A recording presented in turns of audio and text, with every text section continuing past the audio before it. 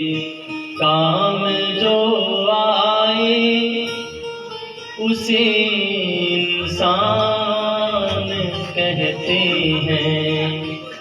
पराया दर्द अपनाए उसे इंसान कहते हैं।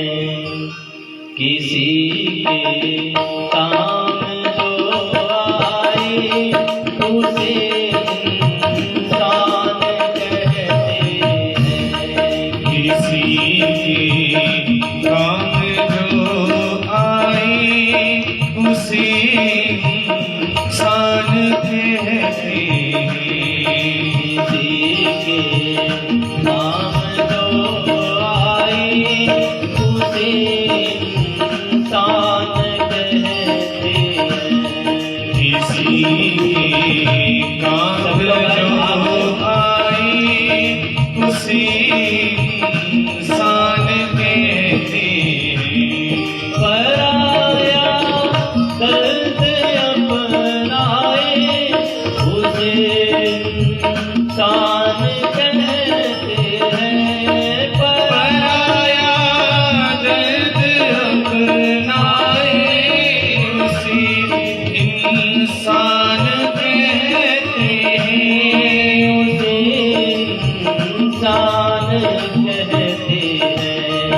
किसी के काम जो आए उसे इंसान कहते हैं। किसी के काम जो आए उसे इंसान कहते हैं।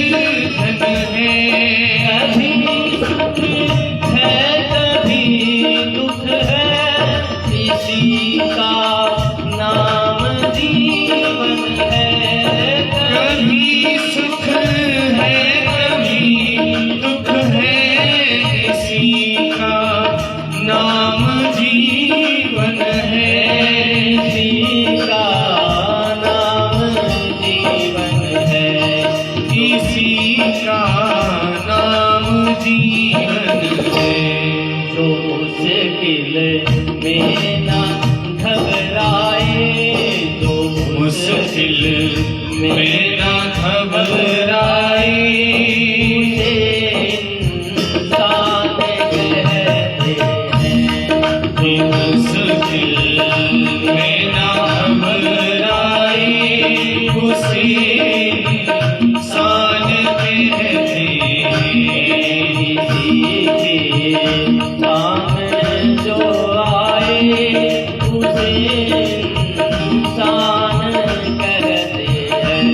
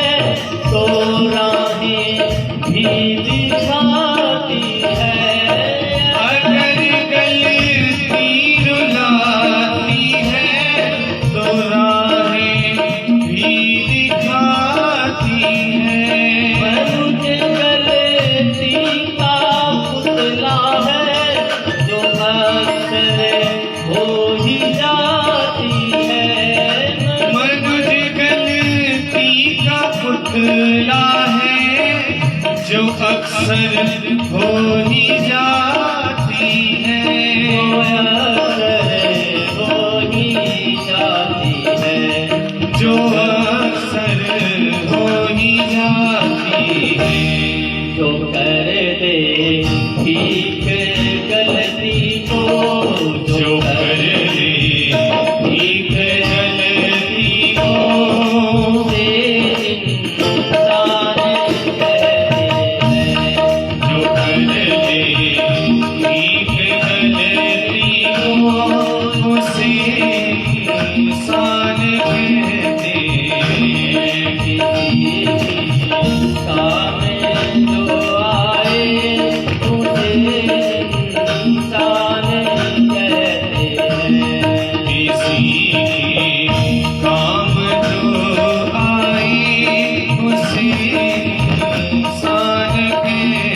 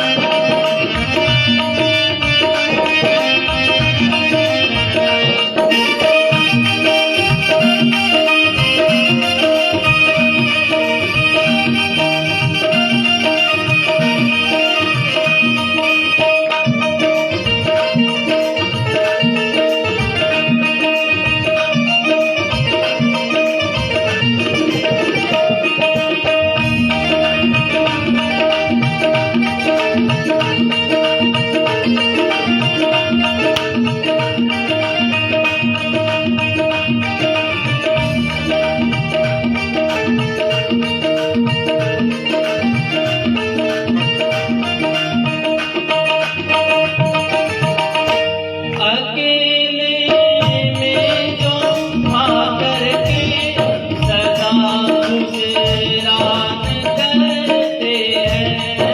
अकेले में जो पाकर के सदा गुजरान करते हैं।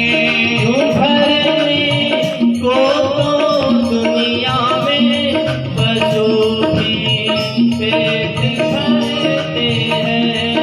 यूं भरने को तो दुनिया में पशु भी पेट भरते हैं। पेट भरते हैं। पशु भी पेट भरते हैं। पशु भी होते हैं ना, वो भी पेट भरते हैं ना। हम लोग जो भी घास डाल देते हैं, लेकिन पशु जो है ना बांट कर नहीं खा सकता। आपने देखा होगा दो गाय बंधी हो और एक को डाल दो और एक को चारा ना डालो, तो दूसरी जो गाय होती है ना, वो ये नहीं कहती कि इसके पास में आ जाए तो मैं खाऊं, या मेरे वाला भी थोड़ा ले ले। होता है क्या ऐसा? नहीं, अपना पेट सब लोग भर लेते हैं, बांट कर कोई नहीं खाता है, केवल मनुष्य खा सकता है। अधिक जो बांट कर खाए, अधिक जो बांट कर खाए, इंसान कहते हैं। अधिक जो बांट कर खाए, उसे इंसान कहते हैं। किसी को काम जो आए उसे इंसान कहते हैं। किसी काम जो आए उसे इंसान कहते हैं। पराया दर्द अपनाए उसे इंसान कहते हैं।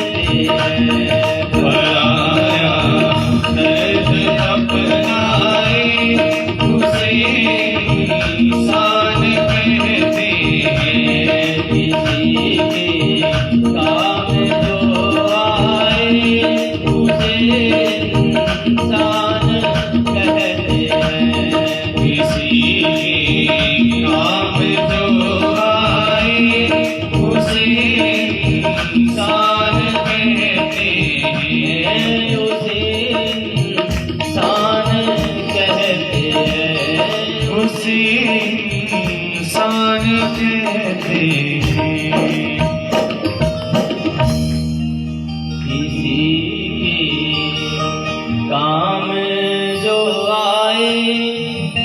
उसे इंसान कहते हैं।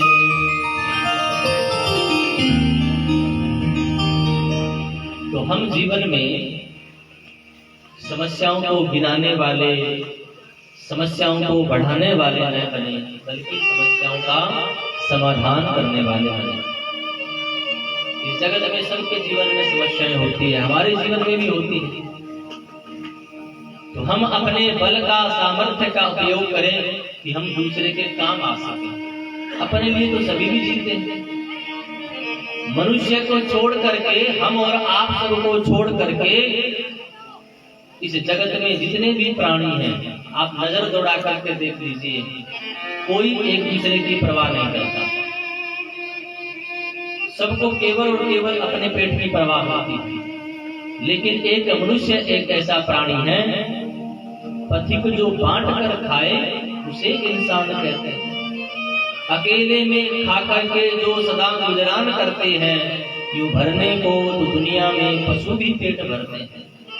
भाई अपना पेट भर लिया तो कौन सी बड़ी बात है, पशु पक्षी भी भर लेते हैं किसी न किसी प्रकार से। लेकिन हम आदर किसका करते हैं, हम सम्मान किसका करते हैं? हम आदर सम्मान उसका करते हैं जो अपने पेट की बात में सोचे, पहले दूसरों की सोचता है। देखो, तीन भेद होते हैं मनुष्य के। जो केवल अपना पेट भरे, ये सामान्य मनुष्य है। केवल अपना पेट, वो केवल सामान्य मनुष्य होता है। और सामान्य में भी आप यूं कह सकते हो अधम व्यक्ति होता है, जिसको केवल अपने पेट की चिंता है, बाकी किसी से कोई लेना देना नहीं। यहाँ तक कि वो अपने परिवार वालों की भी चिंता नहीं करता। और ऐसे सदस्य आपको घरों में बहुत जगह मिल जाए। हमने बहुत लोग ऐसे देखे हैं जिनको घरों में बस अपनी सब सुविधा चाहिए, बाकी घर वालों के साथ क्या हो रहा है उन्हें कोई मतलब नहीं होता है। उनको खुद को बढ़िया कपड़ा चाहिए, बढ़िया भोजन चाहिए, बढ़िया सोने के लिए चाहिए। बाकी लोगों के पास व्यवस्था है या नहीं है उसका कोई ज्यादा उनको मतलब नहीं होता। हमारा काम बढ़िया बढ़िया बनना चाहिए। ये है अधम व्यक्ति के लक्षण। उसके बाद में मध्यम कोटि का व्यक्ति होता है। वो कौन सा होता है? बोले जो अपनी तो चिंता करता ही है, साथ साथ में अपने संबंधियों की भी चिंता करता है। भाई मेरे पास बढ़िया अगर सुंदर कपड़ा है पहनने के लिए, तो मेरी माँ के पास में भी होना चाहिए, मेरे पिता के पास में भी होना चाहिए, मेरी बहन के पास में भी होना चाहिए, मेरे घर के हर सदस्य के पास में सुंदर वस्त्र होने चाहिए। जो चीज मुझे अच्छी लगती है, तो मध्यम कोटि का जो व्यक्ति होता है वो कोशिश करता है जो मेरे पास अच्छा है वो मेरे संबंधियों के पास में भी अच्छा हो। सोचते हैं ना ऐसा। और उसके बाद में सबसे उत्तम कोटि का व्यक्ति जो होता है, उसकी विचारधारा क्या होती है? वो ये सोचता है कि मेरे साथ में, मेरे परिवार के साथ में और भी जितने जरूरतमंद लोग हैं, जिनको आवश्यकता है उस वस्तु की, तो कोशिश करता है कि मैं उनको भी दूं। ये उत्तम प्रकृति वाला व्यक्ति होता है। तो तीन प्रकार के ये प्राणी जीवन में होता है। आप लोग कौन से हो पता है? लेकिन पता है क्या होता है? अपने को जब नापना होता है ना तो बढ़िया वाला नापते हैं। हम तो तीसरे वाले ही हमारे, हम तो सबको अपना जब थर्मामीटर लगाया जाता है तो बढ़िया ही टेम्परेचर आता है, घटिया नहीं आता है।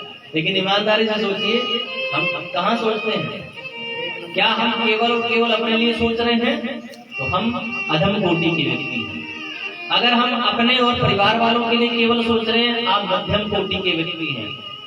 और आप अपने और अपने परिवार के बाद में समाज में जो जरूरतमंद है उनके लिए भी कोशिश करते हैं, तो आप उत्तम कोटि के व्यक्ति हैं। और मुझे लगता है आप लोग तो उत्तम ही हो, क्योंकि मुझे लगता है क्योंकि जब हम गौशाला में आते हैं ना, मैं सच कहूं तो मुझे आप लोगों का स्मरण होता है। क्योंकि मध्यम कोटि के और अधम कोटि के तो आप हो ही नहीं सकते, क्योंकि होते तो घरे में बैठे होते, यहाँ थोड़ी होते। आप आकर के गौ की सेवा करते हो, आपको पता है, आपके चित्त में ये भाव रहता है कि भाई मेरे साथ में, मेरे परिवार के साथ में हमारे गांव में एक सुंदर गौशाला है, वहाँ की गाय माता भी भूखी ना सोए, इसलिए जितना हो सकता है वहां पर दो। ये भाव आपके अंदर रहता है, इसलिए आप निश्चित रूप से उत्तम कोटि के व्यक्ति हैं। समाज में होती है, हमारे आसपास में कोई दिखे कि इसको जरूरत है, कपड़े की जरूरत है, कोई गरीब बेटी का विवाह हो रहा है, सामर्थ्य ज्यादा नहीं है, पिता की हेल्प करनी चाहिए, बिना कहे करनी चाहिए। कोई गरीब व्यक्ति है, गाय माता है, कोई गरीब अन्न की कमी है, धन की कमी है, वस्त्र की कमी है। समाज में बहुत, हमारे समाज में से वर्ग होता है जो बहुत ज्यादा भौतिक रूप से उनके पास में उपलब्धियां नहीं होती है। तो हमारा ये कर्तव्य बनता है कि हम, हमारे पास में जो है, देखो हमारे वृंदावन में एक शरण स्वामी जी हुए, प्रज्ञा चक्षु स्वामी शरणानंद जी महाराज, वो कहते थे कि हमारे पास में जो भी है सामर्थ्य, किसी भी प्रकार का धन बल, जन बल, कोई भी बल हो, कोई भी ताकत हो, वो तो कहते थे वो अपने लिए है ही नहीं, वो सिर्फ और सिर्फ प्रभु ने आपको दूसरों के लिए दिया। अगर आपके पास में धन बल है तो आप उस धन बल से भी दूसरों की सहायता कीजिए। देखो हनुमान जी के पास बल है ना, तो किसकी सहायता की? राम जी की सहायता की।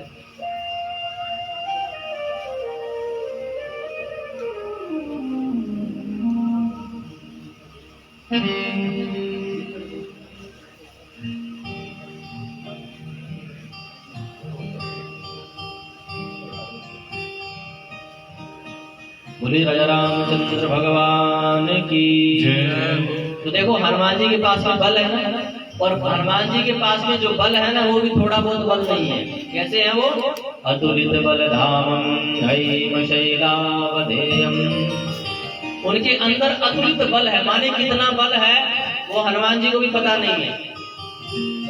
हनुमान जी को पता होता तो समुद्र में तुरंत छलांग मार जाते। उनको तो बल याद दिलवाया गया, जामवंत जी ने उनको उनका बल याद दिलवाया, लेकिन उनके अंदर कितना बल है हनुमान जी का भी, हनुमान जी को भी पता नहीं है। अच्छा एक बात और है, आपके अंदर बल है आपको पता नहीं है, ये बहुत बढ़िया बात है, ये बहुत बढ़िया बात है, क्योंकि पता चल गया तो हो सकता है उसका दुरुपयोग हो जाए, इसलिए भूले रहो तो ही अच्छा है।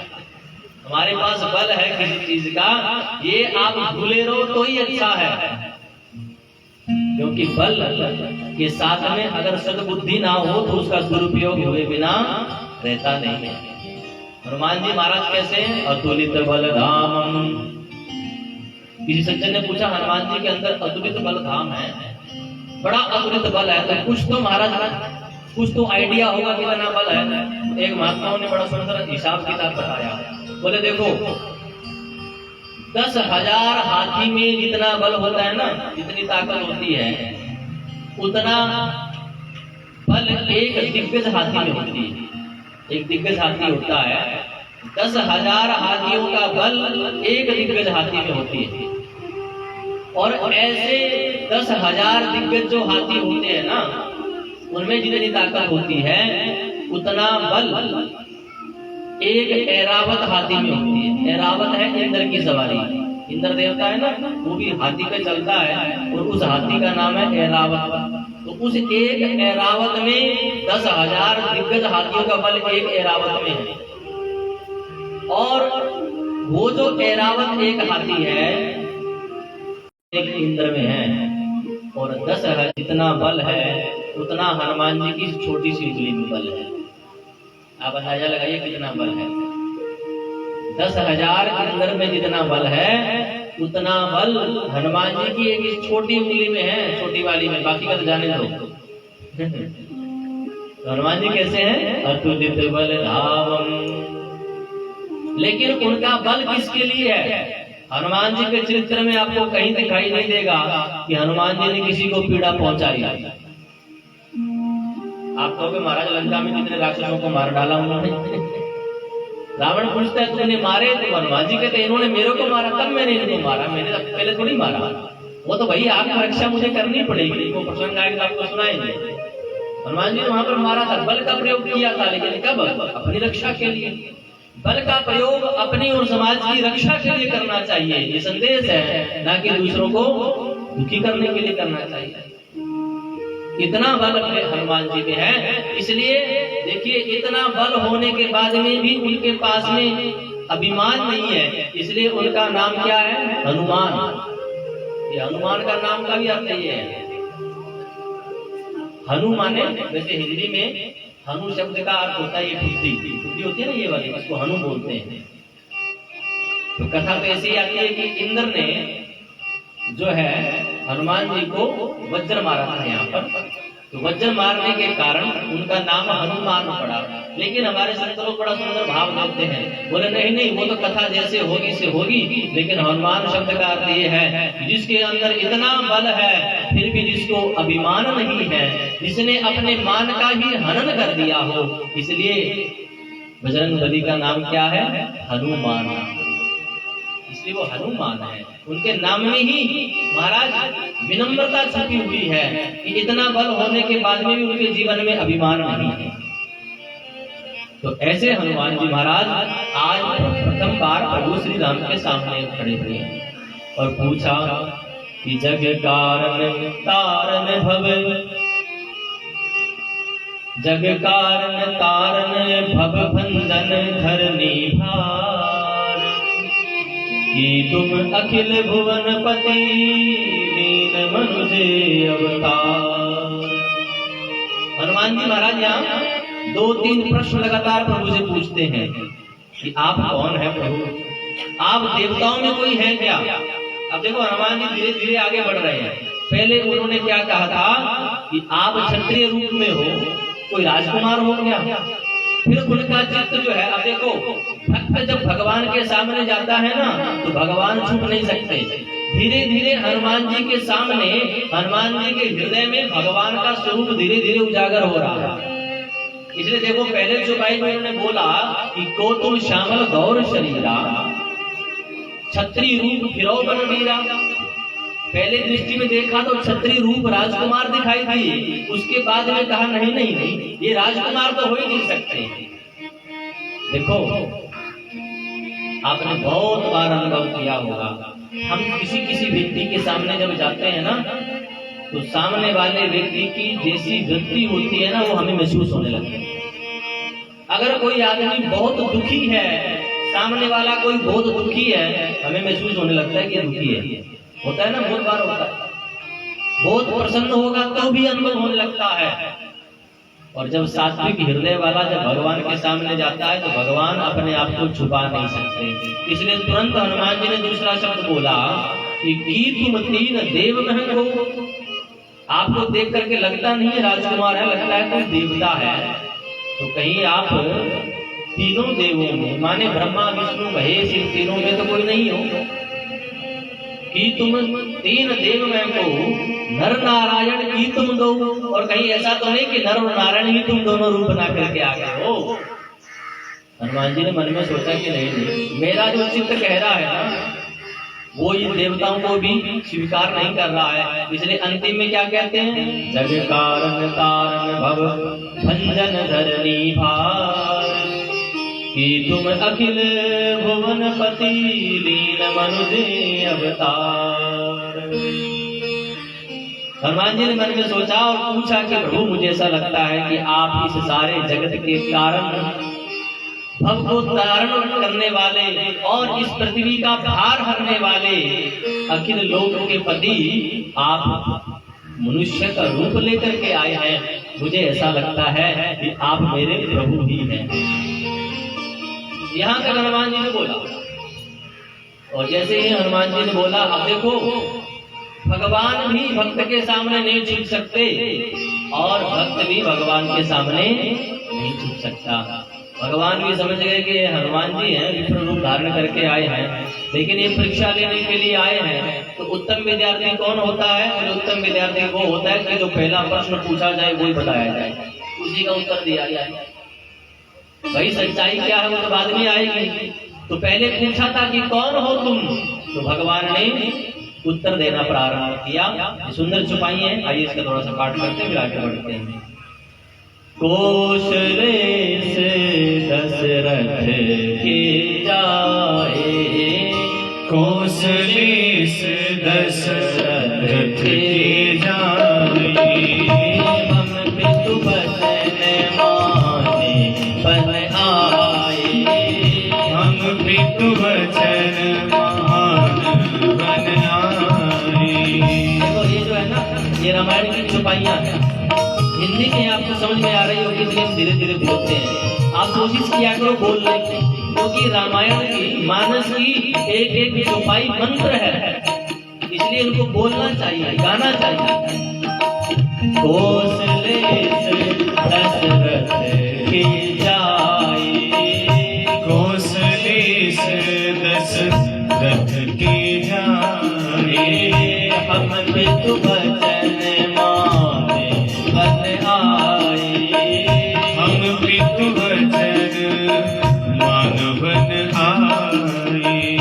नाम राम लक्ष्मण दो भाई, नाम राम लक्ष्मण दो भाई। संग नारी सुकुमारी सुहाई, संग नारी सुकुमार सुहाई।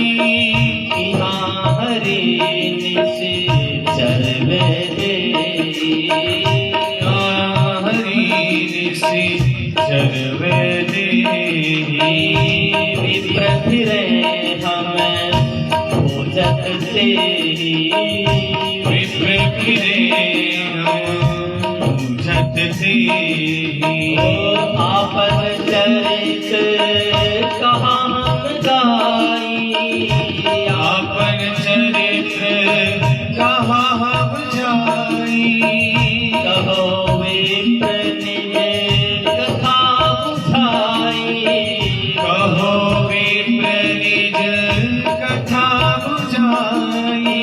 प्रभु पहचान परो कह चरना, तब पहचान करो रह चरना। सो सुख उमादाई नहीं बरना, सो सुख उमा जाए नहीं बरना। पुलकित सन्मुख आवन बचना, पुलकित सन्मुख आवन बचना। देखत रुचिर वैस की रचना, देखत रुचिर वैस की रचना। पुन धीरज धरे तुझ कीनी, पुन धीरज धर सुत कीनी। हर हृदय निज नाथ दीनी, हर हृदय नाथ दीनी। और ल्याऊ मैं पूछा साई, मोर ल्याऊ में पूछा साई। तुम पूछो कस डर की नाई, रस की नाई। तब माया बस फिरम भुलाना, तब माया बस फिरहु भुलाना। ताते में नहीं प्रभु पहचाना, आते में नहीं प्रभु सभी लोग आए। पहचाना। श्री राम जय जय राम, श्री राम जय राम जय राम। ओ श्री राम जय राम जय जय राम, श्री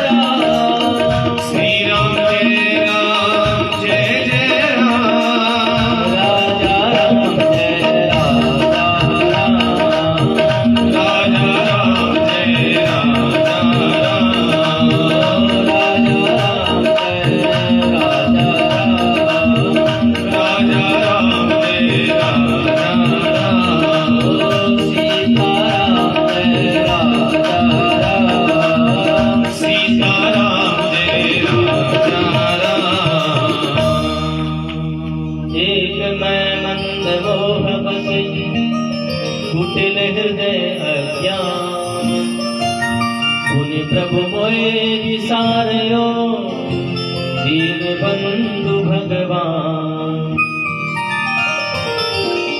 भगवान श्री राम ने अपना पहले परिचय दिया।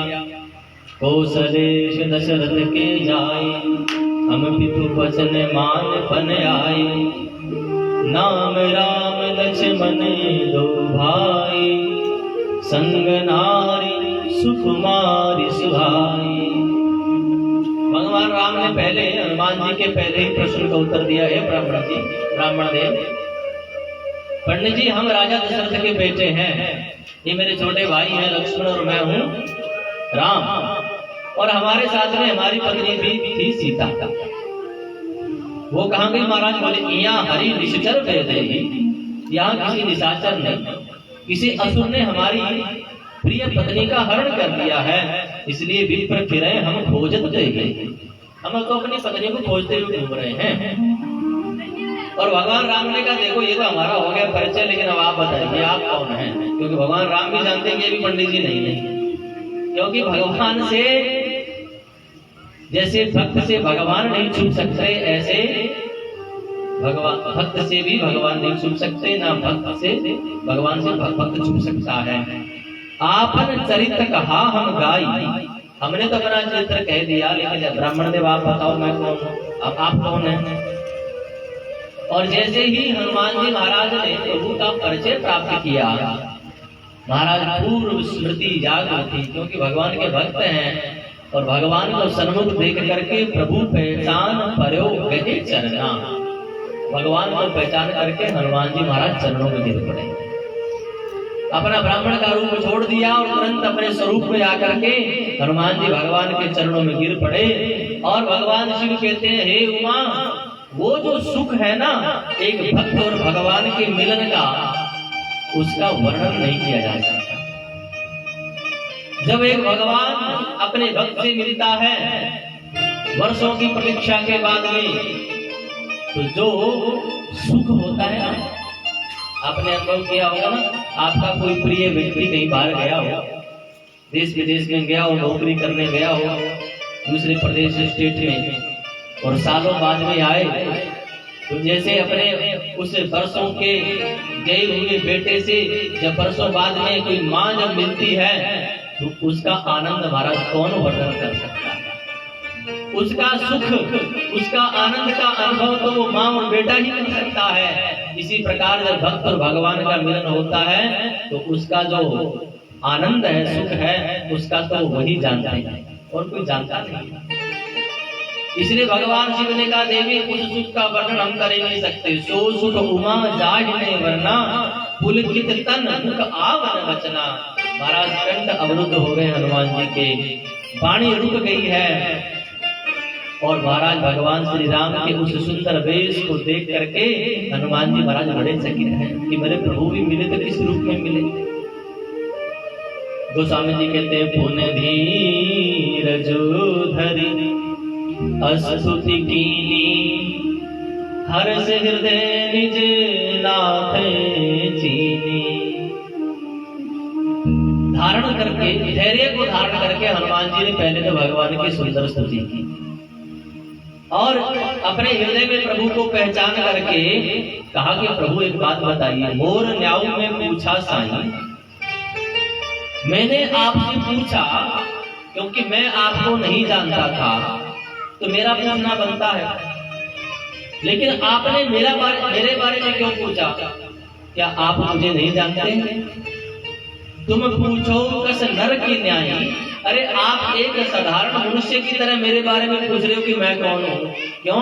हनुमान जी कहना चाह रहे हैं, प्रभु आप तो राम हैं, आप तो अंतर्यामी हैं, आपसे कोई भी व्यक्ति छुपा हुआ नहीं है, तो क्या आप अपने इस दास को भूल गए? क्या हनुमान को आप पहचान नहीं पाए? मैं पूछ रहा हूँ क्योंकि मैं अज्ञानी हूँ, मैं तो आपसे बिछड़ा हुआ आपका भक्त हूँ, आपको पहचान नहीं पाया, लेकिन आप तो मेरे स्वामी हैं, आप तो मुझे जानते हैं। भगवान राम ने कहा कि हनुमान जी आपने भी तो हमको नहीं पहचाना। हनुमान जी ने कहा, प्रभु इसमें भी आपकी गलती है कि मैंने आपको नहीं पहचाना। भगवान राम ने कहा हनुमान इसमें भी हमारी गलती है कि तुमने हमको नहीं पहचाना। बोले हाँ प्रभु आपकी गलती है इसमें। भगवान ने कहा भैया ये गलती भी हमको बता दो, हमारी क्या गलती है। हनुमान जी आगे कहते हैं तब माया बस फिरऊं भुलाना, ताते मैं नहीं प्रभु पहचाना। हनुमान जी कहते हैं प्रभु आपकी ही माया है जो मेरी मति में पड़ी हुई है। आपकी माया के कारण ही मैं आपको भूल गया था। इसमें बताओ मेरा क्या दोष है। माया किसकी है? बोले आपकी है। भाई माया तो आपकी है ना, और उस माया के कारण मैं आपको भूल गया, तो बताओ दोष मेरा हुआ या आपका? अपनी माया को समझा के रखो। तो इसमें भी प्रभु दोष मेरा नहीं है, आपका ही दोष है कि मैं आपको पहचान नहीं पाया। ये महाराज भक्त और भगवान का मीठा संवाद है। जब एक भक्त अपने प्रभु से, अपने निज प्रभु से जब मिलता है तो उसकी क्या क्या भावनाएं होती है, वो सारी यहाँ हनुमान जी प्रभु श्री राम के बीच में उपस्थित होती है। हनुमान जी महाराज कहते हैं प्रभु आपका ही दोष है। क्यों? बोले एक मैं मंद मोह बस, कुटिल हृदय अज्ञान, पुण्य प्रभु मोहि विसार्यो, दीन बंधु भगवान। हनुमान जी कहते हैं महाराज मेरे सामने तो दो दुविधाएं हैं।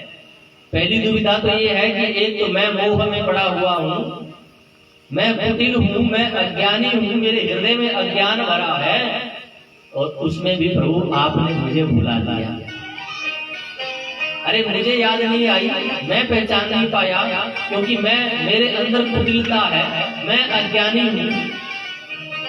लेकिन आप तो नहीं थे ना, आप तो ज्ञानी थे, आप तो मुझे पहचान सकते थे। इसलिए प्रभु आपने मुझे क्यों विसार दिया? पुण्य प्रभु मोहे विसार्यो, दीन बंधु भगवान। हनुमान जी महाराज कहते हैं आपने प्रभु मेरे को भुला दिया। यद्यपि नाथ बहु अवगुण मोरे, सेवक प्रभु परे जन मोरे, नाथ जीव तब माया मोहा, सो निस्तरे तुम्हारे तुम्हारा सोया। हनुमान जी कहते हैं प्रभु हमारे अंदर अनेक दोष हैं और आपकी ही माया में हम भूले हुए हैं, इसलिए आपकी कृपा के बिना आपकी माया का भी पार नहीं पाया जा सकता। यही बात भगवान गीता में अर्जुन को भी कहते हैं, देवी हेषा गुणमयी मम माया दुरत्यया। अर्जुन ये जो मेरी जो माया है ना, ये बड़ी ही कठिन है, इसको पार नहीं पाया जा सकता। तो क्या भगवान की माया को कोई पार नहीं पा सकता? आप लोगों के मन में भी ये प्रश्न हो सकता है, और बहुत लोग बोलते हैं, कोई बात आती है ना जीवन में, बोले महाराज जी क्या करें, भगवान की माया ऐसी है। अरे भगवान की माया है तो भगवान ने उपाय भी बताया, उससे पार कैसे जाना है। कैसे जाना है? बोले माया में काम करती थे। कौन? बोले माँ में भी ये प्रपद्यन्ते। भगवान कहते मेरी माया को पार पाना कठिन है, इसमें कोई संशय नहीं है, लेकिन कोई व्यक्ति मेरी माया को दरकिनार करके मेरी शरण में आ जाए तो फिर उसको माया प्रभावित नहीं करती है। हम लोग माया माया करते हैं, भगवान की माया, भगवान की माया, माया पे दृष्टि है, मायापति पे दृष्टि नहीं जाती। अरे आप मायापति पे दृष्टि डालोगे तो माया आपको प्रभावित नहीं करेगी। भाई मालिक का ही अगर आप पैर पकड़ लोगे तो मालिक आपके साथ में चला के नहीं कर सकता। देखो आपके घर में कोई सेवक आ जाए, कोई आप लोग तो होता है ना, बड़े लोग होते हैं घर में सेवक रख लेते हैं, नौकर रख लेते हैं, तो प्राय करके तो उसको आप सैलरी देते हो, पेमेंट देते हो, उसके आधार पे रहता है। लेकिन कोई व्यक्ति ये कहते हैं, कोई सेवक आपको ये कहते हैं कि महाराज मुझे कुछ नहीं चाहिए, मैं बस आपकी सेवा करूंगा, 2 वक्त का भोजन मिल जाए और मेरे को कुछ नहीं चाहिए। तो बताइए वो जो मालिक है वो हर पल अपने उस सेवक का ध्यान रखता है कि नहीं रखता है? रखता है कि नहीं? बताइए आप रखते हो कि नहीं? रखोगे। क्यों? क्योंकि आपको पता है कि ये पूर्ण रूपेण मेरे पे समर्पित है, ये मेरे जीवन के लिए समर्पित हो चुका है, इसलिए इसकी पूरी जिम्मेदारी अब मेरी है। इसलिए मालिक का कोई भी बल इत्यादि उसको प्रभावित नहीं करता है। मालिक कितना बड़ा है, कितना उसका यश है, कितना उसका नाम है, उसका कोई भी प्रभाव हो सकता है दुनिया के लिए आप खतरनाक हो, लेकिन सेवक के लिए नहीं हो सकता। होते हैं क्या? कभी नहीं होते। इसलिए हनुमान जी महाराज कहते हैं, प्रभु आपकी माया अवश्य कठिन है, लेकिन सो निस तरह ही तुम्हारे छोआ, उस माया को भी आपकी कृपा से ही पार पाया जा सकता है। सेवक सुत प्रतिमागु भरोसे रहे, असोच बनाई प्रभु से। और महाराज हनुमान जी महाराज बड़े प्रसन्न हुए। प्रभु श्री राम भी अपने प्यारे भक्त को प्राप्त करके बड़े प्रसन्न हुए और कहा, सुन कपि जिये मानस जनि तूना, मैं ते मन प्रिय लक्ष्मण ते धूना। हनुमान जी को भगवान ने हृदय से लगाया और कहा, हे हनुमान, आप तो मुझे अपने छोटे भाई लक्ष्मण से भी ज्यादा प्रिय हैं। हनुमान जी के नेत्र सजल हो गए और हनुमान जी ने कहा, प्रभु अब एक चरणों में प्रार्थना है। क्या प्रार्थना है हनुमान जी? बोले, प्रभु ये इतना जीवन का बड़ा भाग बीत गया और मैं आपसे अलग रहा, लेकिन अब आप मुझे एक आशीर्वाद दीजिए कि आज के बाद आप मुझे कभी अपने चरणों से अलग नहीं करेंगे। क्या मांगा हनुमान जी ने? कि आज के बाद आप मुझे अपने चरणों से कभी भी अलग नहीं करेंगे। और आप देखिए, यहाँ के बाद में अंतिम तक, जब तक भगवान अपने धाम नहीं चले गए, तब तक हनुमान जी महाराज हमेशा राम जी के चरणों में दिखाई देते हैं कि नहीं? आपने देखा होगा राम दरबार की फोटो भी बनी हुई है, सामने बनी हुई है, उसमें देखा हनुमान जी नीचे बैठे होते हैं ना। यहाँ से जब से प्रभु के साथ में सम्मिलन हुआ है, तब से लेकर के जब तक भगवान अपने साकेत धाम नहीं चले गए, तब तक हनुमान जी हमेशा राम जी के साथ में रहे। बड़ा सुंदर संकेत है। और संकेत ये है कि एक बार प्रभु के सन्मुख जाएं तो यही प्रार्थना से करें प्रभु से कि हे प्रभु, जीवन में अब आप हमारा साथ कभी छोड़ना नहीं, आपकी अनुभूति, आपकी प्रतीति हमें हर पल हर घड़ी में रहे। ऐसी भावना, ऐसी प्रार्थना हमारे हृदय में उदय होनी चाहिए। दाता जी मेरा साथ न छोड़ो, बहुत सुंदर प्रार्थना है। दाता जी मेरा साथ न छोड़ो, साथ न छोड़ो, हाथ न छोड़ो, साथ न छोड़ो, हाथ न छोड़ो, प्रभु जी मेरा साथ न छोड़ो, प्रभु जी मेरा साथ न छोड़ो, प्रभु जी मेरा साथ न छोड़ो, प्रभु जी मेरा साथ न छोड़ो, ओ साथ न छोड़ो, हाथ न छोड़ो, साथ न छोड़ो, हाथ न छोड़ो, साथ न छोड़ो, हाथ न छोड़ो, साथ न छोड़ो, भाव ताली बजा के गाएं। न छोड़ो, प्रभु जी मेरा साथ न छोड़ो, प्रभु जी मेरा साथ न छोड़ो, दादा जी मेरा साथ न छोड़ो, दाता जी मेरा साथ न छोड़ो।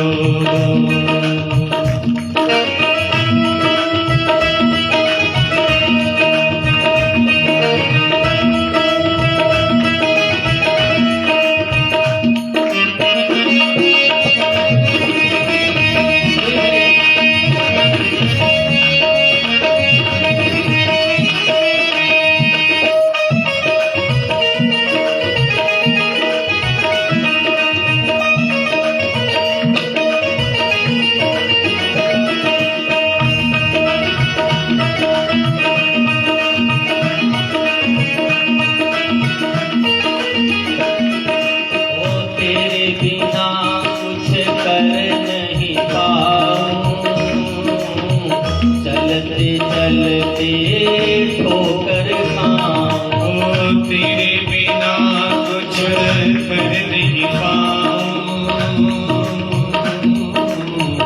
चलते चलते ठोकर खाऊं, ओ तेरे बिना कुछ कर नहीं पाऊं,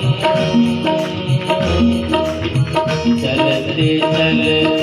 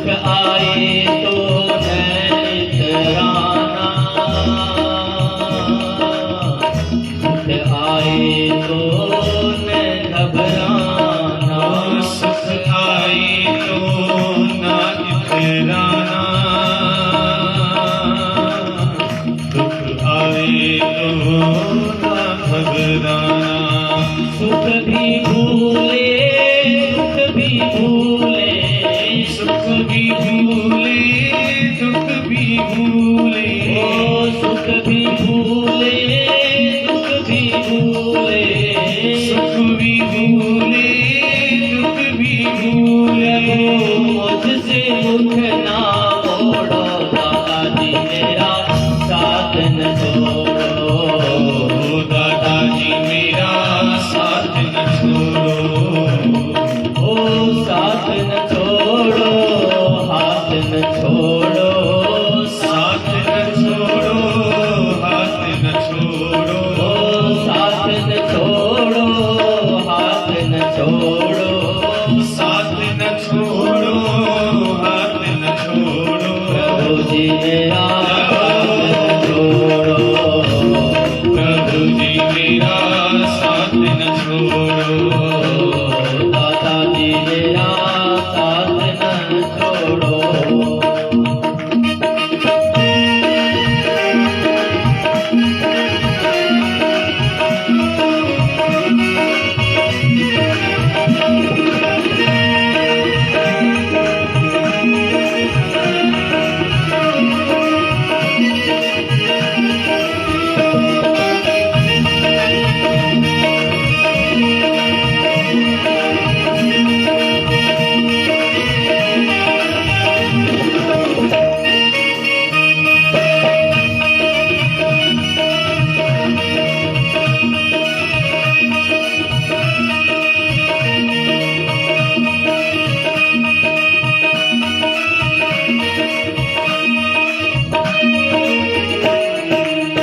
तू है दयालु दया की मूरत, मन में बसी है तेरी सूरत, तू है दयालु दया की मूरत, हमें बसी है तेरी मूरत।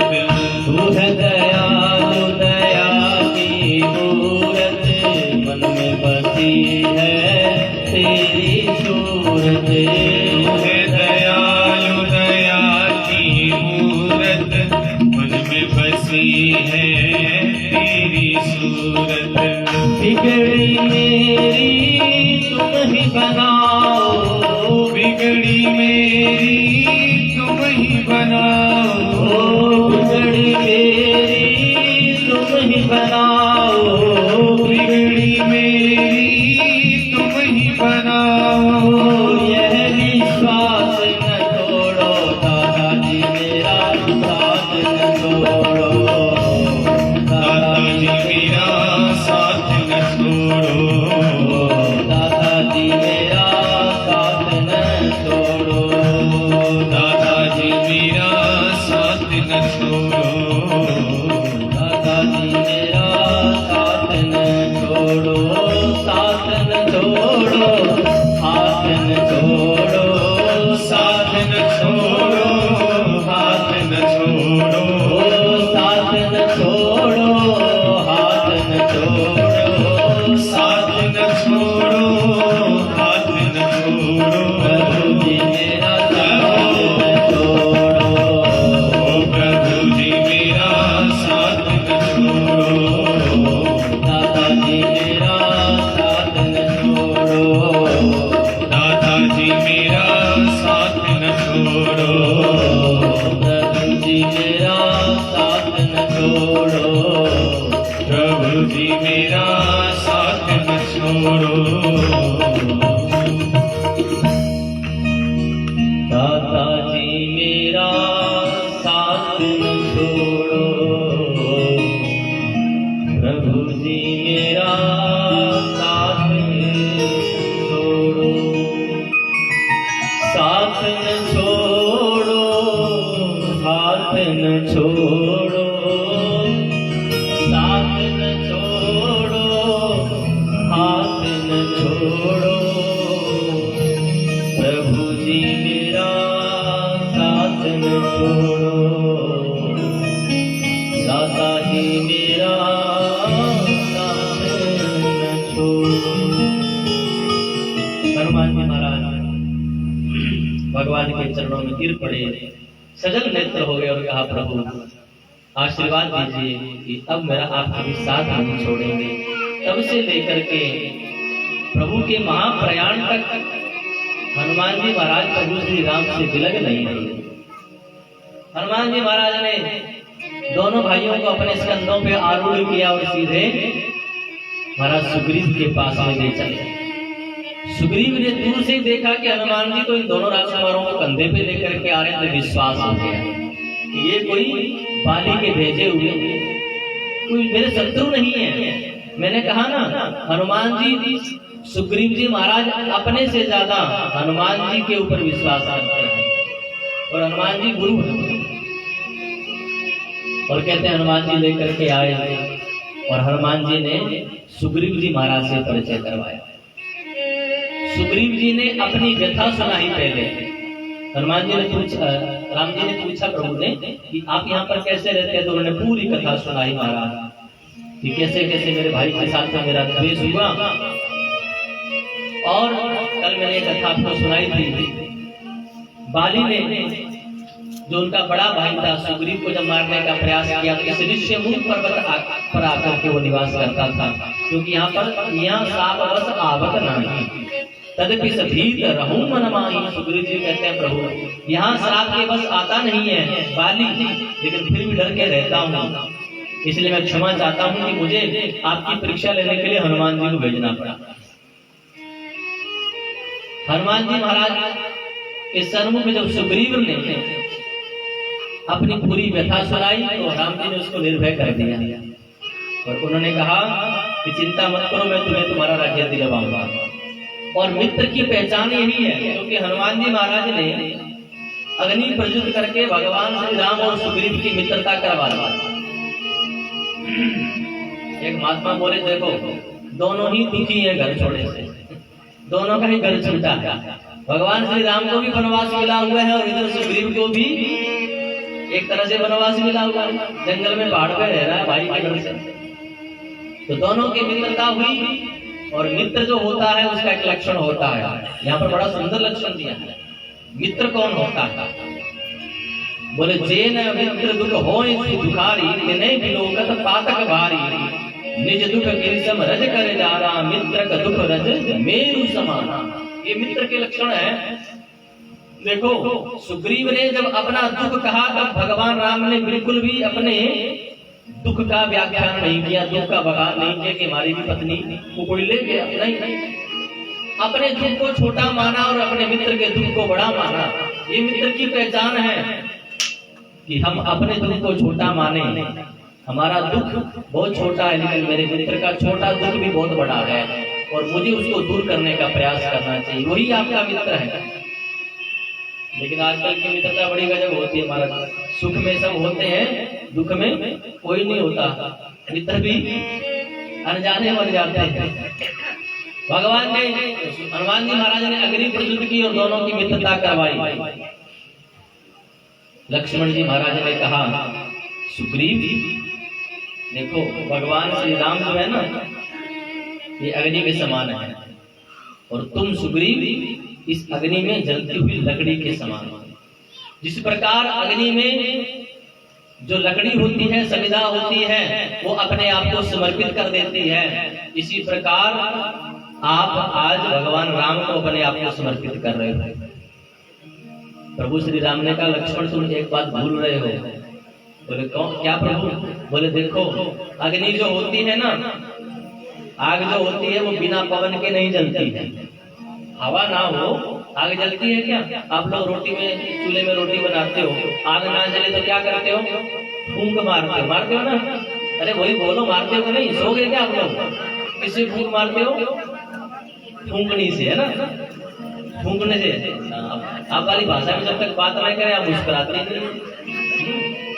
तो बिना हवा के आग जलती है क्या? ना जले तो हम बच्चे को डांटते हैं अरे इसे फूंक मार। फूंक हवा ही है, पवन है। तो बिना पवन के अग्नि नहीं जलती है। भगवान श्री राम ने कहा लक्ष्मण बिना पवन पुत्र के सुग्रीव और राम की मित्रता नहीं हो सकती, इसलिए तुम्हारे कारण ही भक्त और भगवान मिला है। हनुमान जी ने कहा देखो अपना अपना भाव है, भगवान श्री राम हनुमान जी को बड़प्पन दे रहे हैं। हनुमान ने कहा नहीं प्रभु, आप दोनों के मिलन में मैं कारण हूं ही नहीं। क्यों? बोले अग्नि में कोई और रहता है, ये जो अग्नि साक्षी है आपकी बीच में, इसमें कोई और है? बोले कौन? बोले मैंने सुना है तुम पावक महो करो निवासा। भगवान श्री सीता जी को कहा था पंचवटी में कि हे सीते, अब तुम अग्नि में वास करो, अब मैं राक्षसों का संहार करूंगा। तो प्रभु आप दोनों के मिलन में मैं नहीं, माता सीता। माने सीता कौन? बोले भक्ति है, इसलिए आप दोनों के बीच में मैं नहीं, पवन पुत्र नहीं, भक्ति महारानी, भक्ति है। इसलिए भक्त और भगवान को मिलाने वाली कौन है बीच में? भक्ति है। दोनों के बीच में मित्रता हुई और भगवान श्री राम ने, फिर वो कथा आपको सबको ज्ञात है, भगवान श्री राम ने बाली को कहा कि बिल्कुल चिंता मत करो, बाली को ललकारो। और बाली ने सुग्रीव जी महाराज ने बाली को ललकारा, युद्ध हुआ। अब दोनों भाई महाराज बिल्कुल ये समझ लीजिए टू कॉपी, दोनों की शकल इतनी मिलती थी कि पहचान भी ना आए कि कौन बाली कौन सुग्रीव। दोनों लड़े। अब बाली को जाकर के जब पहले, यहाँ तो बड़ा प्रसंग है, विस्तार से कल विशेष चर्चा करेंगे, आज मैं थोड़ा सा संकेत कर रहा हूँ बस। जब सुग्रीव ने जाकर के बाली को पुकारा है, तो अब बाली तो महाराज बड़ा योद्धा था, उसने मन में सोचा कि सुग्रीव फिर मार खाने के लिए आ गया। चलने लगा तो उसकी पत्नी तारा ने हाथ पकड़ लिया था और कहा कि आप मत जाइए, क्योंकि मैंने सुना है महाराज दशरथ के जो बेटे राजकुमार राम और लक्ष्मण वो सुग्रीव के सहायक बने, और मैं उनको जानती हूँ कि वो स्वयं परमात्मा है, आप उनसे शत्रुता मत लीजिए। लेकिन बाली नहीं माना, आया सुग्रीव के साथ युद्ध हुआ। भगवान वृक्ष के पीछे खड़े होकर के धनुष पे बाण लगा के खड़े रहे कि मौका लगे तो मारूं, लेकिन मारे कैसे समझ में नहीं आए, बाली कौन सुग्रीव कौन। मन में सोचा कि धोखे से बाण मित्र को लग गया तो सारा काम लगा हो जाएगा। अब बाली ने महाराज जो पिटाई की उसकी सुग्रीव की, वो तो वैसे बलवान था। सुग्रीव महाराज मार खा करके वापस आए, राम जी से कहने लगे महाराज एक बात बताओ, आप बचाने के लिए आए हो या मारने के लिए आए? अरे मारना ही है तो अपने बाण से मार दो, अपने भाई से क्यों मरवा रहे हो? आपके कहने पे मैं लड़ने के लिए गया, लेकिन आपने तो कुछ किया ही नहीं, मुझे ही मार खानी पड़ी। भगवान श्री राम ने अपनी दुविधा बताई, सुग्रीव तुम चिंता मत करो, लेकिन आप दोनों भाई इतने समान हैं दिखने में कि भेद ही नहीं कर पा रहा हूँ कि बाली कौन है और तुम कौन हो। और भगवान ने दूसरे दिन कहा आज फिर जाओ। सुग्रीव ने कहा महाराज आज भ्रम नहीं होगा, बोले नहीं होगा, आज भ्रम मिटाऊंगा मैं। सुग्रीव के गले में एक माला पहना और कहा तुम माला पहन करके जाओ। और दोबारा फिर सुग्रीव वहां पर गया, बाली को ललकारा है और दोनों के बीच में युद्ध हुआ और भगवान श्री राम ने एक ही बाण में बाली का उद्धार कर दिया। बोले राजा रामचंद्र भगवान की जय। और उसके बाद में वर्षा ऋतु प्रारंभ हो गई थी। वर्षा ऋतु प्रारंभ होने के कारण भगवान श्री राम वहीं पर रुके। सुग्रीव को राज्य मिला था, लक्ष्मण को भेज के भगवान श्री राम ने सुग्रीव को सिंहासन पे बिठाया। वर्षा ऋतु प्रारंभ हो गई थी, इसलिए 4 महीने भगवान वहीं पर रहे। और उसके बाद में फिर सीता की खोज की गाथा प्रारंभ हुई, उस पर चर्चा हम लोग कल करेंगे। आज वाणी को यहीं विश्राम। आइए 2 पल कीर्तन और फिर हम लोग पूज्य महर्षि को श्रवण करेंगे। बोले राजा रामचंद्र भगवान की जय। पवन सुत हनुमान की जय। हरे राम राम राम सीता राम राम राम। हरे राम राम सभी सालों में जाके आप सीता राम राम राम। हरे राम राम राम सीता राम राम राम। हरे राम राम राम सीता राम राम राम। हरे राम राम राम सीता राम राम राम। हरे राम राम राम सीता राम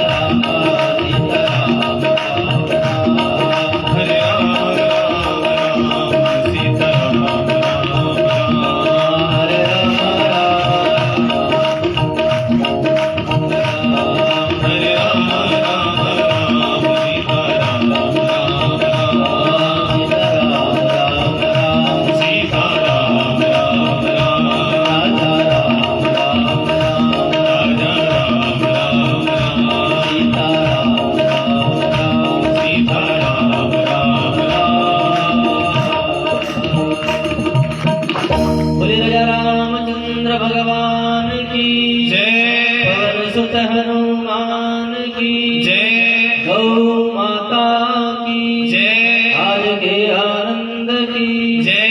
जय जय सीताराम, जय जय सीताराम।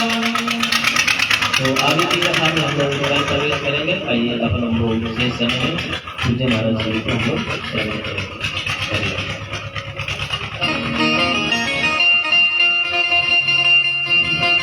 ये गौशाला में जिन सेवकों ने सेवा प्रदान की है, तो वो नाम है मेरे पास 2-3, तो जिनके नाम लूँ अगर वो हैं तो यहाँ उपस्थित हो जाए, हमारे शरीर से सम्मान लें, जल्दी से देर न करें। 1100 रुपये श्री रणजीत जी महार, 1100 रुपये, उनका बहुत बहुत धन्यवाद।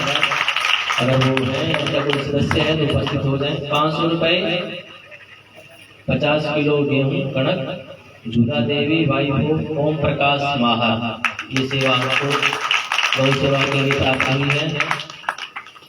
2100 रुपये ओमकार जी जालक, 2100 रुपये की सेवा उन्होंने प्रदान की है। आप लोग जो नाम ले रहा हूँ वो उपस्थित है तो मंच के आगे आके सम्मान प्राप्त करें। 1100 रुपये 11,000 रुपये श्री हंसराम जी जालक महाराज जी, 11,000 रुपये की सेवा उन्होंने प्रदान की है। आपका बहुत बहुत साधुवाद धन्यवाद। जो उपस्थित है शीघ्रता से आ जाए मंच पे और महाराज श्री से आशीर्वाद लें। तदुपरांत फिर पूज्य महाराज श्री का आशीर्वाद हम लोग लेंगे। और देखिए कि मैंने आपको कल भी निवेदन किया था और हम तो रोज संकेत करते रहेंगे कि ये हमारी जो कथा का आयोजन होता है गौ माता के लिए होता है। आप लोग वर्ष भर भी सेवा करते हैं, लेकिन इस समय में विशेष रूप से करना चाहिए, इसलिए आप बढ़ चढ़ करके भाग लें। गावो विश्वस्य मातरः, गाय हमारी जगत जननी है, हमारी पोषक है, तो ऐसी गाय माता के लिए हम लोग जो है यहाँ पर ये आयोजन करते हैं और आप लोग सेवा करते हैं। आइए अब हम लोग बड़ी श्रद्धा और प्रेम के साथ में शांत भाव से पूज्य महाराज श्री को हम लोग श्रवण करेंगे। हरिओम।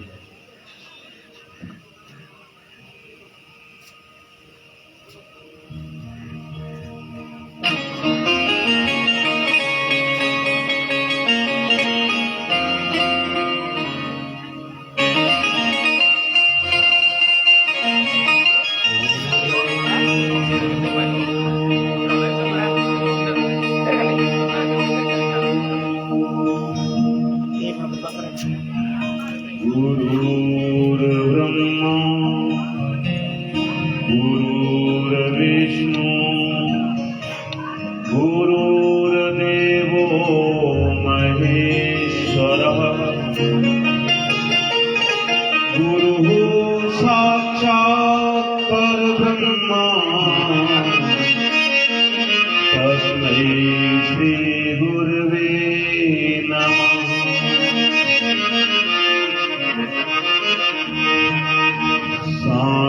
शान्ताकारं शिखरशयनं सर्वहारं सुरेशं विश्वाधारं स्फटिकसदृशं शुभ्रवर्णं शुभांगं गौरीकान्तं मदनदहनं योगिभिर्ध्यानगम्यं वन्दे शम्भुं भवभयहरं सर्वलोकैकनाथं।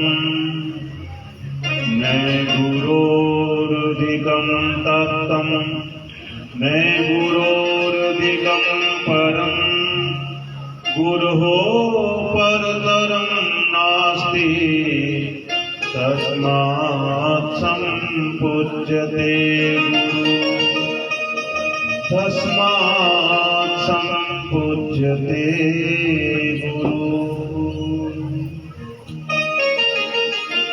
बोलो श्री सद्गुरुदेव भगवान की जय। सियावर रामचंद्र की जय। पवन सुत से हनुमान की जय। गौ माता की जय।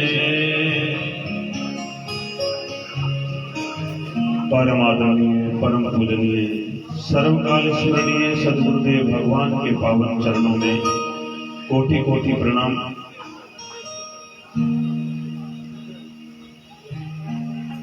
परम आदरणीय परम पूजनीय परम श्रद्धेय व्यासपीठ पर विराजमान आचार्य सर्वचेतन जी महाराज, संगीत पर संगति करते हुए राजू भैया, गजेंद्र भाई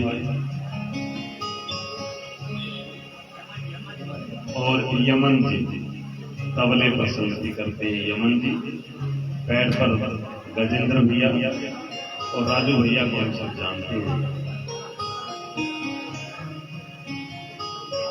सभी को राधे राधे। धर्मानुरागी माताएं बहनें व सज्जन, बड़े ही सौभाग्य से हर वर्ष हमें ये भगवान की लीलाओं का रसपान करने को मिलता है। ये भगवान की परम कृपा है। आपने श्रीमद् भागवत महापुराण को कितनी बार श्रवण किया है।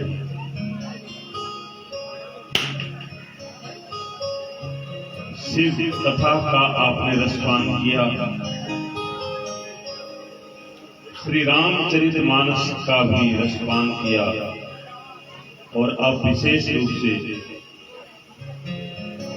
हनुमत जी महाराज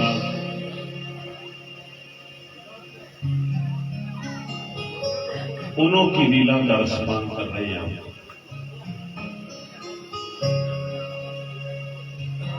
सबसे बड़ी बात यह है,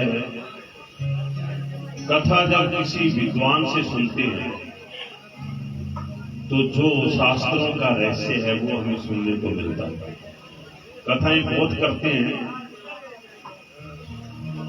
लेकिन ज्यादातर आप देखना कथाओं में सिर्फ लोगों को रिझाने के लिए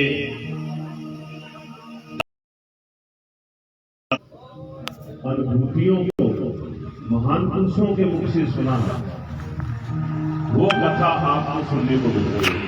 ये छोटी मोटी बात नहीं है, लेकिन बात यह है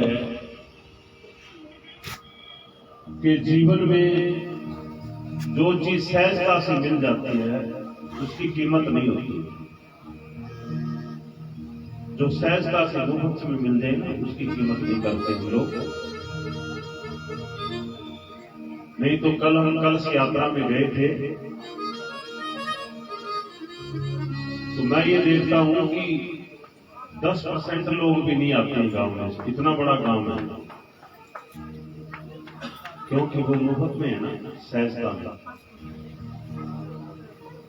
अगर इसी चीज पे बैन लगा दिया जाए कि कथा सुनने वाले को 1000 रुपया जुर्माना लगेगा, तो ज्यादा लोग आएंगे। क्या विचार है? अगर सरकार कोई ऐसा नियम बना दे, ये बड़ी विचारणीय बात है। सहजता की कीमत नहीं करता है ये जो हमारा एम है। करेंगे चर्चा, पहले गुरु के चरणों में थोड़े प्रार्थना के फूल। बोलो सद्गुरुदेव भगवान की जय। गुरुदेव मेरे तुमको, गुरुदेव मेरे तुमको भक्तों ने पुकारा है। गुरुदेव मेरे तुमको भक्तों ने पुकारा है। गुरुदेव मेरे तुमको भक्तों ने पुकारा है। गुरुदेव मेरे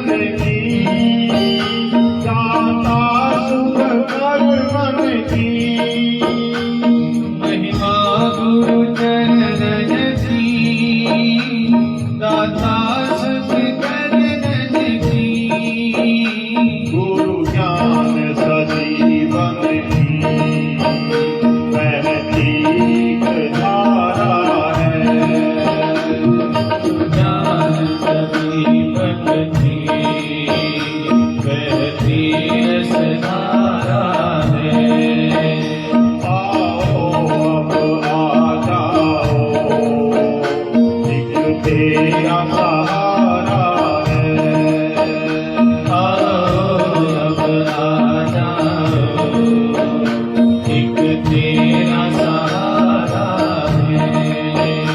गुरुदेव मेरे तुमको भक्तों ने पुकारा है।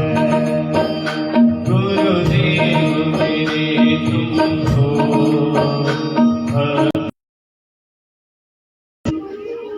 सुन समझे जन मुदित मन, मध्य अति अनुराग, लहे चार फल अचतन, ये तन साधु समाज प्रयाग। जो ये संतों का संग है, ये प्रयागराज है, ये त्रिवेणी का स्नान है। त्रिवेणी में गंगा, यमुना और सरस्वती है। ऐसे ही यहां जो सुनने वाले हैं वो जमुना जी हैं, जो सुना रहे हैं वो गंगा जी का स्वरूप है, और जो आपके समझ में आएगी बात जो समझाने वाली वो सरस्वती माता है, वो सरस्वती नदी है। वो दिखाई नहीं देती किसी को। इलाहाबाद गए हो?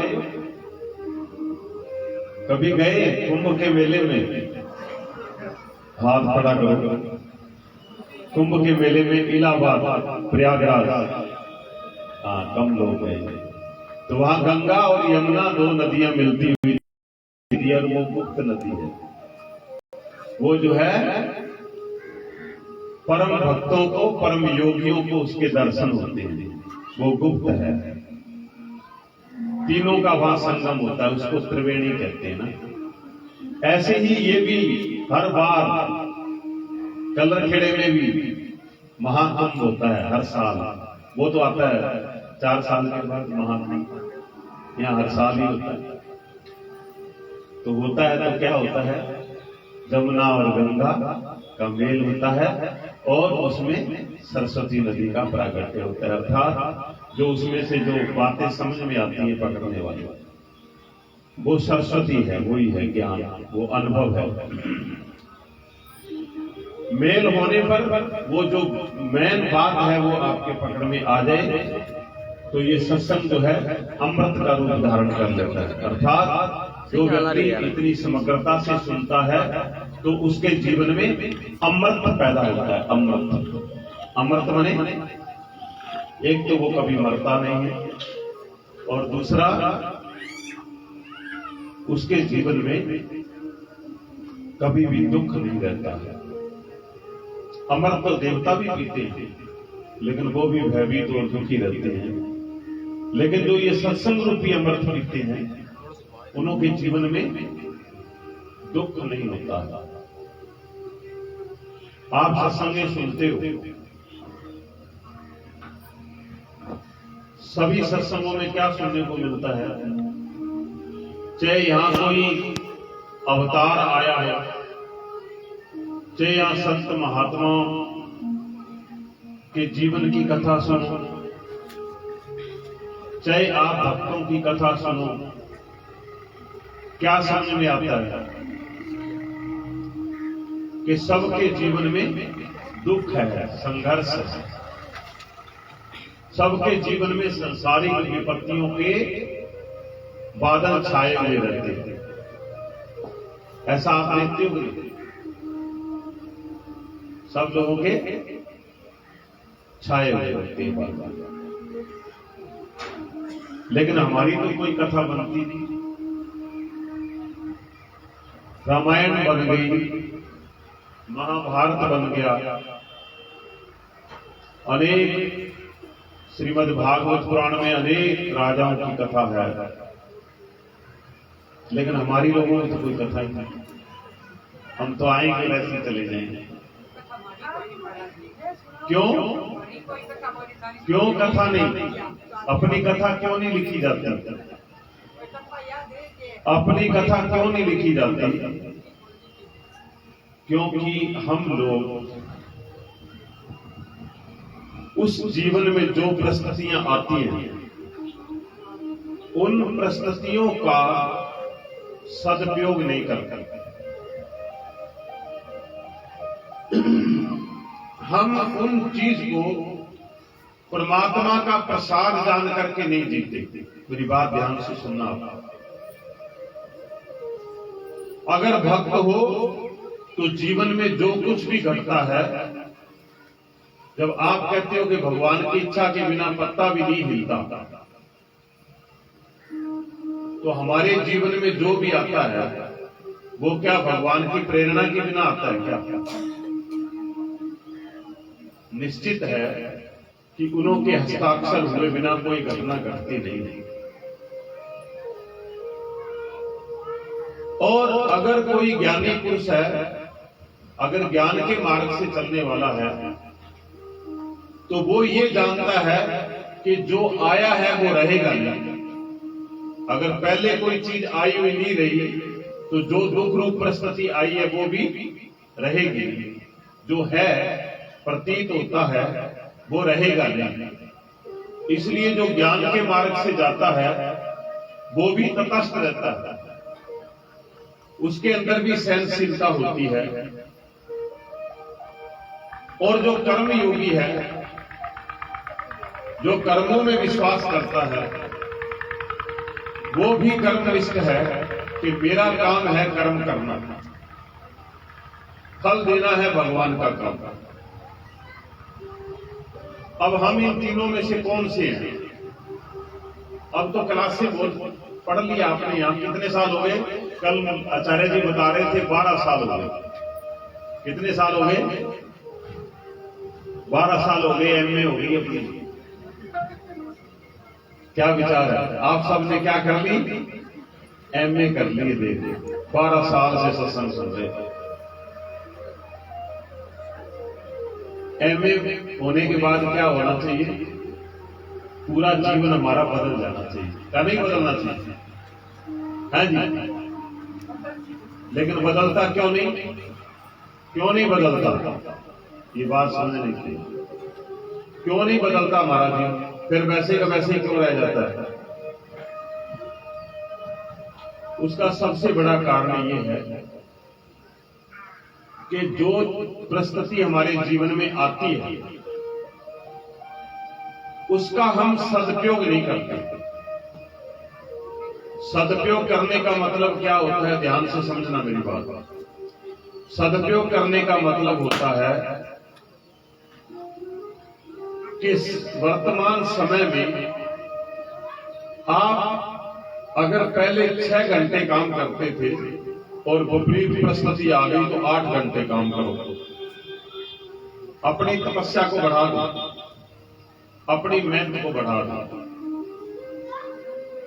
कर्ज हो गया, फसल अच्छी नहीं हुई, परिस्थितियां डामाडोल हो गई, तो हमें क्या करना चाहिए? अपनी मेहनत को दुगना कर देना चाहिए, अपने खर्चों को कम कर देना चाहिए। ये परिस्थिति का सदुपयोग है। मेहनत दुगनी करो और अपने लिए खर्चे कम से कम खर्चे करो। अगर जो मेहनत हम डबल करेंगे, अब ये आजकल एक भूत छाया हुआ है लोगों में विदेश जाने का ना। लड़के नई उम्र के सारे जन्म कुंडलियां बनाएंगे, महाराज जी मैं विदेश जा सकूंगी।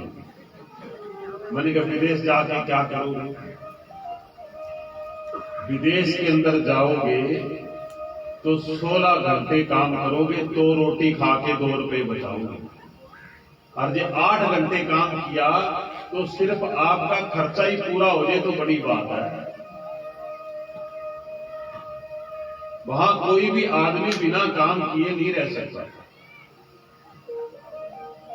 हर किसी को कुछ ना कुछ काम करना होता है। और वहां जाकर के लोग 8 घंटे की ड्यूटी के बाद 4 घंटे कम से कम एक्स्ट्रा काम करते हैं, तब वो 2 रुपए बचा के वापस आते हैं।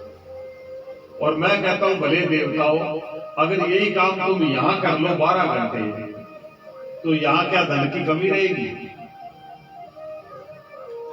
जीवन में दुख सभी के आते हैं, ऐसा कोई नहीं है जिसके ना आए, लेकिन हम जो शक्ति उस परिस्थिति को बदलने के लिए 8 घंटे की जगह 10 घंटा, 12 घंटा, 14 घंटा मेहनत करना चाहिए, उस जगह पर हम माथा पकड़ के बैठ जाते हैं,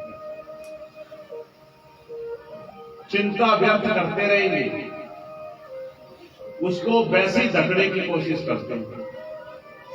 ये आप ही आगे कुछ चीजें हैं करने से बदलती हैं, अपने आप नहीं बदलती। गुरुदेव सुनाया करते थे कि 2-3 लोग भांग पीने वाले भांग रगड़ रहे थे, भांग घोटा घोट लगे। और भांग के बारे में बताते हैं कि अगर भांग को जितना ज्यादा रगड़ा जाए उतनी ज्यादा उसमें नशा बनता है। पहले उबाली जाए ढंग से और फिर उसको ढंग से रगड़ी जाए तो वो बहुत ज्यादा नशे वाली हो जाती है। तो बादाम, काजू, मेवा डाल के और फिर रगड़े पे रगड़ा लगा रहे, खूब रगड़ी 2-3 घंटा और फिर उन्होंने पी ली। पी के जब नशा हुआ, अब उन्होंने देखा कि आराम करेंगे, तो जो चबूतरा था उस पर धूप थी, बहुत ज्यादा धूप। कहने लगे ये धूप है, इसको छाया में ले चलते हैं। अब उस चबूतरे के तीनों जने लगे धक्का मारने, ऐशा। अब नशे की भूख में उन्हें कुछ पता तो है। 2 घंटा तक धक्के लगाते रहे और फिर देखा एक जने ने, तो 2 घंटे बाद छाया आधा मार दी, आधे चबूतरे पे छाया आ गई। कहने लगे अभी और धक्का मारो, अभी पूरे पे नहीं आई, अभी आधे भी आई। फिर 2 घंटा लगे रहे और 2 घंटे के बाद में छाया बिल्कुल इस किनारे आ गई। कहने लगे बस अब यही रहने दो।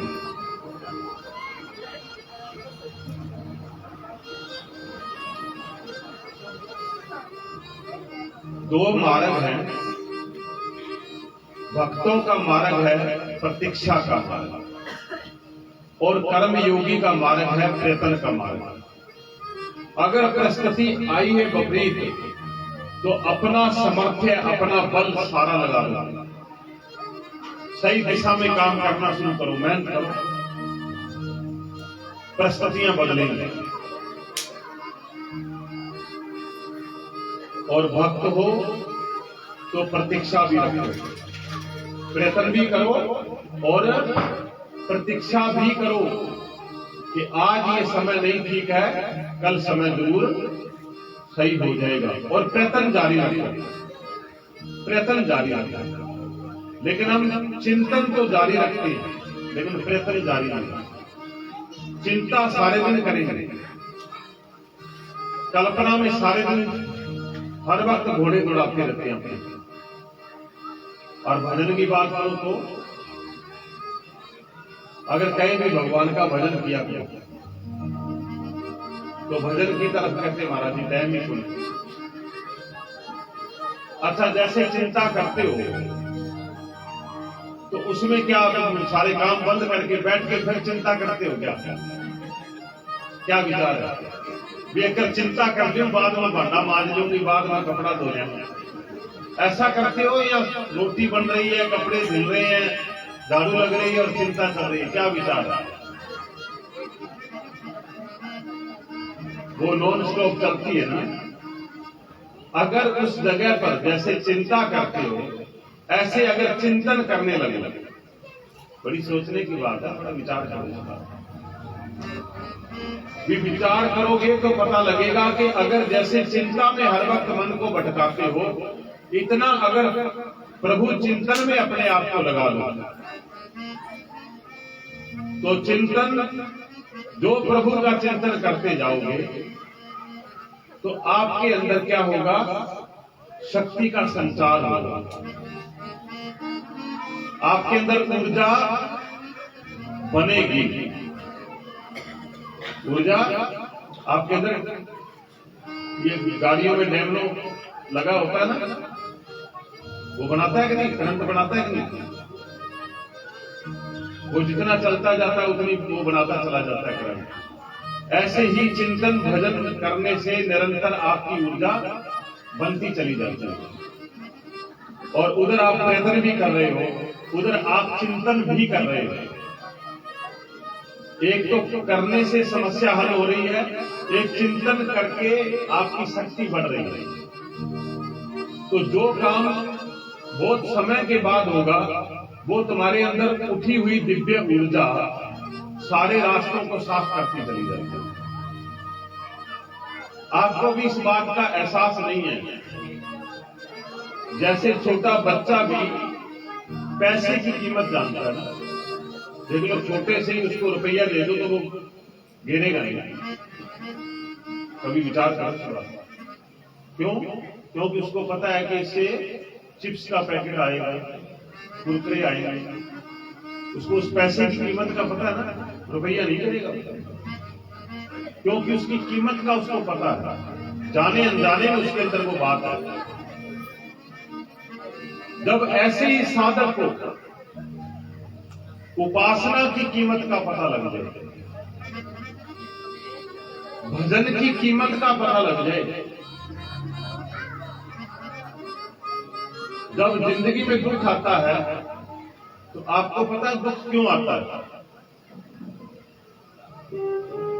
दुख आने पर आपके अंदर नकारात्मकता ज्यादा आती है, नेगेटिव सोच ज्यादा पैदा होती है, हर तरफ विपरीतता दिखाई देगी, हर काम अच्छा करने पर भी उल्टा दिखाई देगा। यही तो होता है, कुछ और होता है।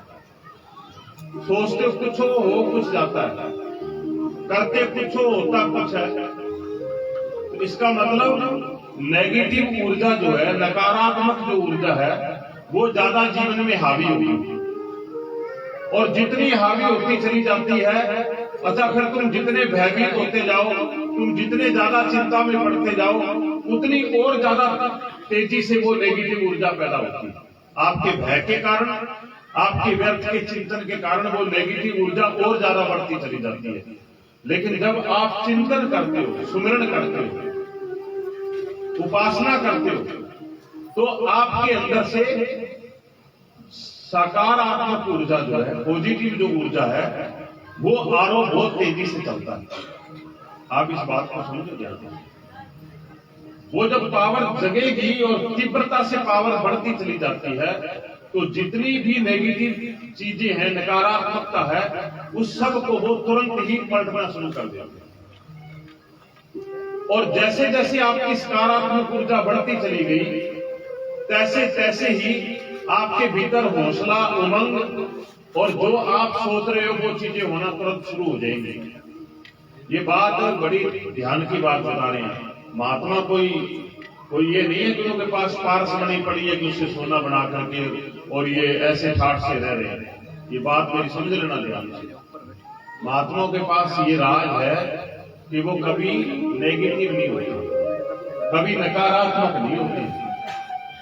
जीवन में कैसा भी समय आ जाए, एक गुरु चेला कहीं गए हुए थे यात्रा पे, और चलते चलते जब वापिस आए अपनी झोपड़ी में, तो झोपड़ी को तूफान आया था पहले दिन ही ताजा, और आधी झोपड़ी उड़ा के ले गया। आधी झोपड़ी उड़ गई, आधी झोपड़ी रह गई। अब जैसे उसमें जाकर के आसन लगाया, तो चेला तो बड़बड़ाने लगा, कहने लगे परमात्मा हमारे पीछे पड़ना था, अरे तेरे को हमारी झोपड़ी भी नहीं सुहाई है। अब देखो ये आधी झोपड़ी ले गया उड़ा करके, कैसे कटेगी हमारी रात। लेकिन गुरु ने क्या देखा कि चंद्रमा जो है, पूर्णिमा का चंद्रमा, चांदनी सीधी झोपड़ी पड़ रही है। दोनों हाथ उठ गए, कहने लगे वाह प्रभु, आप इतनी कृपा करने के लिए क्या नजारा है। अगर ये झोपड़ी इसके ऊपर होती तो ये जो दिव्य रूप है मैं कभी नहीं देख पाता। आंखों से आंसू आ गए, प्रेम में मगन हो गया, प्रभु की याद में विवल होकर आंसू टपकने लगे। और वहीं पर शिष्य जो है वो भगवान को गुलामी दे रहा है।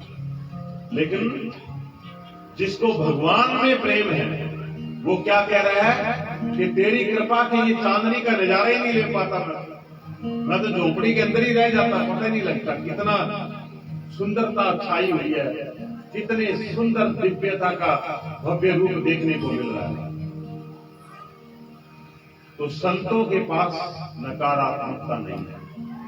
जैसी भी परिस्थिति आ गई उसमें तुरंत अपने हृदय को ये जानते हैं कि कोई भी परिस्थिति अगर आई है तो वो कुछ ना कुछ सिखाने के लिए आई है। ये बात आप समझ लो। कोई भी परिस्थिति ऐसे नहीं आती। भगवान अगर कोई चीज भेजते हैं तो ऐसी कोई भी चीज नहीं जिसमें सार ना हो। ये बात किसी ने सुनी, कहते भगवान ने कोई भी चीज व्यर्थ नहीं बनाई। तो एक जने ने कहा कि ये जो लकड़ी बनाई ये तो ठीक है, लकड़ी से क्वाड बन जाते हैं, लकड़ी से मकान छते जाते हैं, जोड़ियां बन जाती हैं, मेज और कुर्सियां बन जाती हैं, लेकिन जब लकड़ी को जला देती है तो राख हो जाती है। लेकिन वही राख अगर पानी में डाल के उसके पानी से कपड़े धोए जाए तो माता ने बूढ़ लिया, माता ने याद है, बड़े बड़े बूदड़ा और बुदड़ियां सब उसी से जुड़ जाते हैं। वही राख खाद बन करके फसलों को उपजाऊ कर देती है। परमात्मा की कोई भी चीज व्यर्थ नहीं होती। तो हमारे जीवन में अगर कुछ भी घट रहा है तो वो व्यर्थ कैसे हो सकता है? इतनी बड़ी दृष्टि हमारे अंदर अब तो पैदा हो जानी चाहिए, क्योंकि अब आपने एमए कर लिया, 12 साल हो गए आप एडमिशन लिए हुए इस स्कूल में। तो ये बात की दृष्टि रखो अपने पास कि अगर परमात्मा कुछ भेज रहा है परिस्थिति ऐसी कि जो मन को पसंद नहीं आ रही, लेकिन आप निश्चित जानो कि जो आपके अनुकूल नहीं है वो आत्मा के अनुकूल निश्चित है। आप बढ़िया से बढ़िया काम करने पर जरूरी नहीं है कि आपको यश मिलेगा, आपको कीर्ति मिलेगी, आपको भलाई मिलेगी, जरूरी नहीं। आप किसी का भला करो बदले में भला आएगा, कोई जरूरी नहीं। आप अपने बच्चों के लिए कितनी परिस्थितियां बढ़ा दो, बढ़िया मकान बना दो, जमीनें खरीद के दे दो, उन्हें सरकारी नौकरियां लगवा दो, कोई जरूरी नहीं है कि सेवा करेंगे। लेकिन अगर वो आपसे मुंह मोड़ते हैं, आपकी परवाह नहीं करते हैं, तो वो बहुत बड़ा जो मोह है, जो हमारे मोह को तोड़ रही है।